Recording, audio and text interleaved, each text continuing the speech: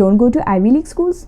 You mean don't go to Harvard, Princeton or Stanford, even though Stanford is not an Ivy League? What am I talking about? Hey guys, welcome back to another video. My name is Sumbul and today I want to talk about the reality of top and elite schools that you must know. And that reality is academic fraud. Yes, academic fraud by Harvard and Stanford scientists. I know, very hard to believe. So the next time you get rejected by these top schools, I hope you don't feel so bad because the reality is always different underneath. A quick interruption from me before I get back to this video. As you all know that we are living in the times of climate emergency and we really need to cut down our carbon emissions to zero if we want to keep ourselves and our planet alive. If you care deeply about this issue, and I think you should, then make sure you subscribe to my Substack where I write about climate change, about this issue.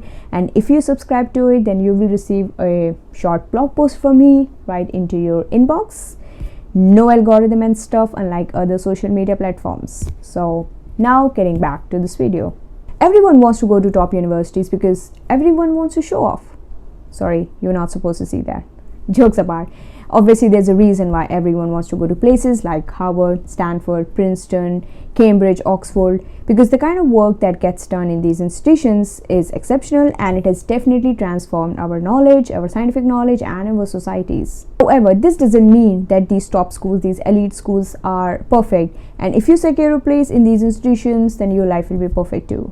Places like Harvard and Stanford are far from perfect because top professors and researchers who help make these institutions an attractive spot are also far from perfect. To a little bit of context, Professor Francesca Gino is a well-known behavioral scientist at Harvard University who is a leading scholar in the field of behavioral sciences. Her work has been published in top journals, she has written some best-selling books, and she has also given TED Talks. I mean, she's a tenured professor at Harvard, so you would expect such credentials from her.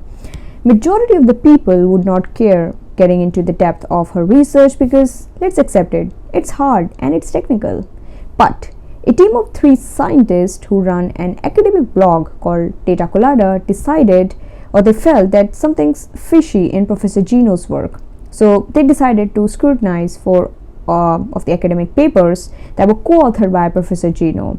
And what they found is some fraudulent data. And therefore they decided to publish all of their work in 4-part series of blog posts on their website called Data Colada.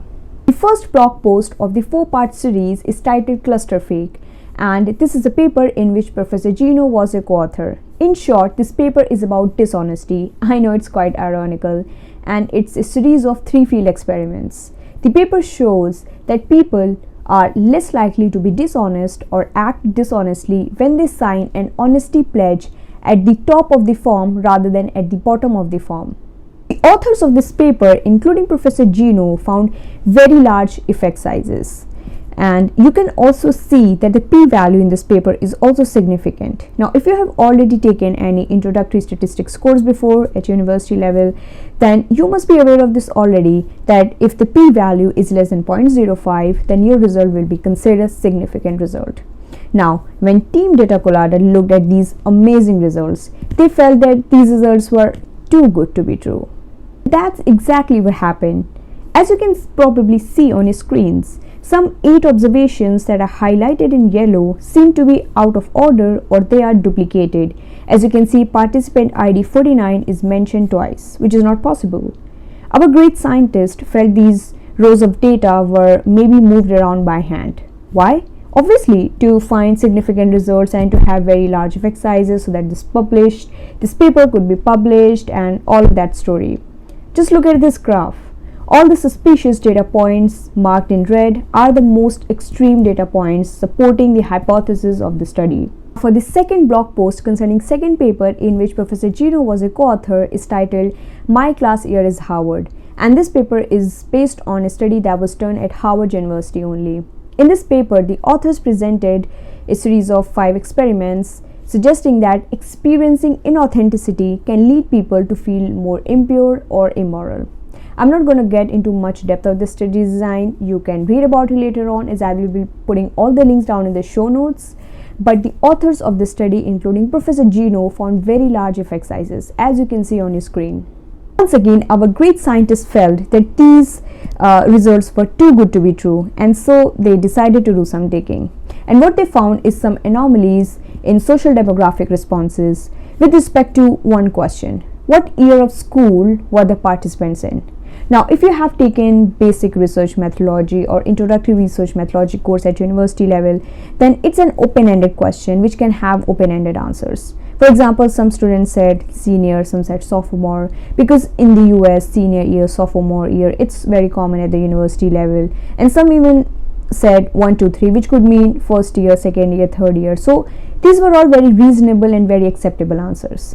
However, there was one less reasonable response, and it was Harvard. I mean, if I ask someone what year of school they are in, and if they say Harvard, that would be so weird. Also, all of these Harvard responses by 20 students were within the 35 rows only in the dataset, and these were the red flags. To Team Data Colada, it felt like someone must have tampered the data after all. And in case this was done deliberately and it was not some stupid mistake or it was not because of negligence, then these Harvard responses by 20 students would for sure confirm the hypothesis of Professor Gino and her co-authors. And that's exactly what they saw. As predicted, all the Harvard responses by 20 students confirmed the authors' hypothesis and resulted in statistically significant results. As you can see on a screen that all the suspicious data points are marked in red, except one of course, and these are all extreme responses supporting the hypothesis of Professor Gino and her co-authors. What our great scientists suggested is, this strongly suggests that these Harvard responses were altered to produce the desired effect, and if these observations were altered, then it is reasonable to suspect that other observations were altered as well. This doesn't end here, because there's another paper by Professor Gino and her co-authors that had fraudulent data, and this was covered in the third blog post titled "The Cheaters Are Out of Order." And this paper was about dishonesty leading to creativity. Telling you very briefly, in this paper there were 178 participants, and they were asked to do a virtual coin toss task that gave them the opportunity to cheat. After this, they were given a creativity task, and that task was to come up with as many creative uses for a newspaper in under 1 minute. As predicted, Professor Gino and her co-authors found that participants who cheated in the virtual coin toss task came up with more creative uses for a newspaper in comparison to the participants who did not cheat. And again, their result was significant. They found some huge effects. Just like other two papers, our Team Data Colada found some inconsistencies in this paper as well. And the issues that they found was like how the data was sorted in the Excel sheet, and to them it felt like it was almost perfectly sorted. Just look at how first 40 observations are perfectly sorted based on number of responses column. If you can see another screenshot on your screen, then it shows that while 43 cheaters are also sorted by this variable, there are 13 observations that are out of order. I mean, we have 3, then 3, 4, 4, and then all of a sudden we have 13 and 9. It just doesn't add up, Our Team Data Colada created a new table to understand this more deeply and set up 2 extra columns, imputed low and imputed high. Sorry if this is becoming a bit technical. In simple terms, this means that instead of using these original values, they will assign a new value based on how the data is arranged in the data set. So the values will either be 4 or 5. And what our great scientists found is that the significant relationship between dishonesty and cheating disappeared when they reanalyzed the imputed values. As of now, these papers by Professor Gino and her co-authors have been retracted, and currently Professor Gino is on administrative leave. What all this tells us about academia or scientific research or elite universities in general. Before I say anything further, I want to say that I'm not saying in any way that elite universities are bad, or that whole of academia is bad, or that all academic researchers, scientists commit academic frauds. I'm not saying that at all. The message I'm trying to give through this video is to share with you the dark reality of academic frauds that put the whole disciplines in some very bad position. Like Professor Gino's work has put the whole field of behavioral sciences in some very tough spot, in some very bad position. Can eventually undermine the credibility of work that's being done by behavioral scientists in the field of behavioral sciences. It also points towards the pitfalls of academia, where academics or scientists or researchers are under this great pressure to publish their work in high impact journals. Now, this kind of pressure might look good on the resume, and it might make scientists famous, it might give them tenures, but from the point of scientific advancement, it's really bad because it makes everyone question the credibility of research, of the research results that are being published in journals.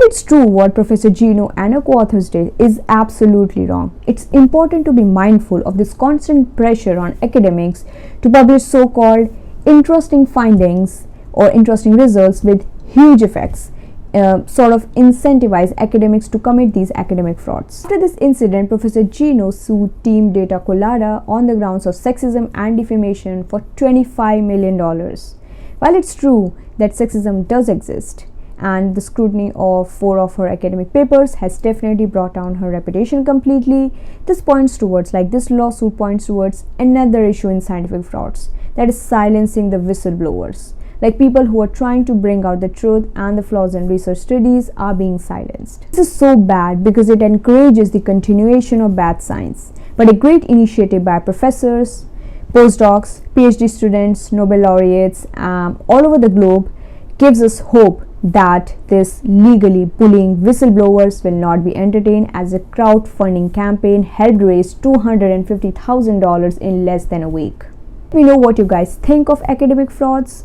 Hats off to our Team Data Colada, who did an incredible job in bringing about this academic fraud into limelight.